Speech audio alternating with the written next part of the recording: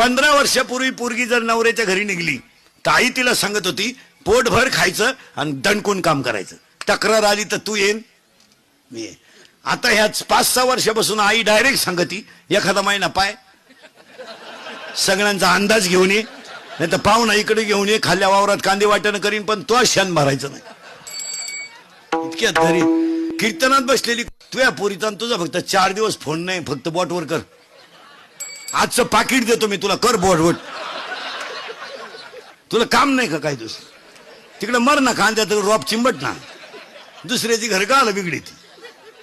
उठपळ पुरीला फोन, उठपळ पुरीला. बरं विचारी ती काय जीवली का काय घालून गेलं, बोंबील भाजली खाती. आवळ्याचा बाजार नाही.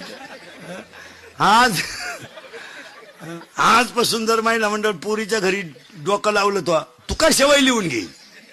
दिवाळी खात नाही तू, ले कशाने. हा विनोद नाही महाराज, तुम्ही सगळं बदलू शकता. प्रारब्ध बदलाल का मला सांगा.